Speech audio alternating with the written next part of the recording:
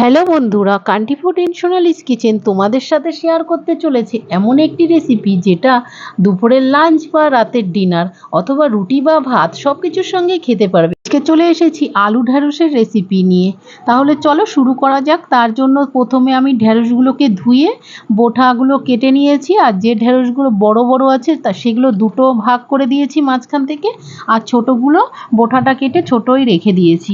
আর এখানে একটা আলু নিয়েছি আমি গোটা বড় দেখে, সেই আলুটা টুকরো টুকরো করে ঢেঁড়সের সাইজে আমি কেটে নিয়েছি। এদিকে দেখো ওভেনে একটা কড়াই বসিয়ে দিয়েছি, কড়াইটা গরম হয়ে গেছে, তাতে পরিমাণ মতন সরষের তেল দিয়ে দিলাম আর কেটে রাখা আলুগুলো ছেড়ে দিলাম তেলের মধ্যে। আর এখানে হাফ চামচ হলুদ গুঁড়ো আর স্বাদ মতন আমি লবণ দিয়ে দিচ্ছি, দিয়ে সব ভালোভাবে আলুর সঙ্গে নেড়েচেড়ে মিশিয়ে নিলাম। আর আলুটা দেখো এইভাবে নেড়েচেড়ে 2 মিনিটের মতন ফ্রাই করে নিলাম। আলুটা অর্ধেকটা ভাজা হয়ে গেছে, নামিয়ে নিয়েছি। ওই তেলের মধ্যেই আমি ভেন্ডিগুলোও ছেড়ে দিলাম, ভালো করে নেড়েচেড়ে তেলের সঙ্গে মিশিয়ে নিচ্ছি। আর এখানে স্বাদ মতন আমি লবণ দিয়ে দিচ্ছি, দিয়ে আবারও সব ভালোভাবে নেড়েচেড়ে মিশিয়ে ভেন্ডির সাথে মিশিয়ে নিলাম। আর এবার ভেন্ডিটা ভাজা হতে লাগুক। এদিকে দেখো আমি একটা মশলা বানিয়ে নিচ্ছি। এখানে 4-5টা কাঁচা লঙ্কা, একটু পাকা একটু কাঁচা দেখে নিলাম, 4-5 রসুনের কোয়া, আর এখানে আমি 3 চামচ সর্ষে দিয়ে দিলাম, আর একটা টমেটো ভালোভাবে একটা পেস্ট বানিয়ে নিয়েছি। দেখো এবার দেখো এদিকে ভেন্ডিটাও আমার ভালোভাবে ফ্রাই হয়ে গেছে।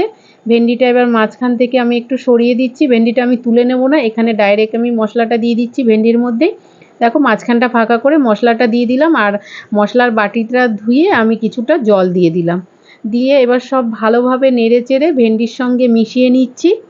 মশলাটা ভালো করে নেড়েচেড়ে 1 মিনিটের মতন এইভাবে ভেন্ডির সঙ্গে মিশিয়ে নেওয়ার পরে এখানে আমি হাফ চামচ হলুদ গুঁড়ো দিয়ে দিলাম, আর যে ভেজে রেখেছিলাম আলুগুলো সে আলুগুলোও দিয়ে দিলাম। আমি আলুটা পুরোপুরিভাবে ভাজিনি, অর্ধেকটা ভেজে রেখেছিলাম। দেখো পুরো আলুটা দিয়ে আবারও সব ভালো করে নেড়েচেড়ে মিশিয়ে নিলাম। এখন একটা ঢাকনা দিয়ে ঢেকে দিচ্ছি 3 মিনিটের মতন।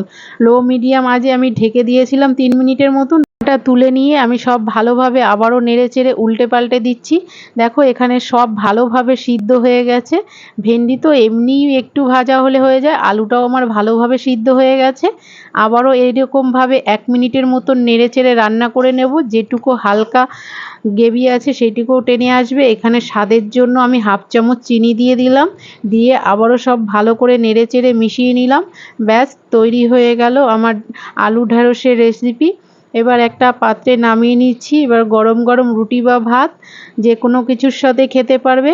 এইভাবে তোমরাও একবার বাড়িতে ট্রাই করে দেখতে পারো। আর আমার ভিডিও ভালো লাগলে লাইক কমেন্ট শেয়ার করো।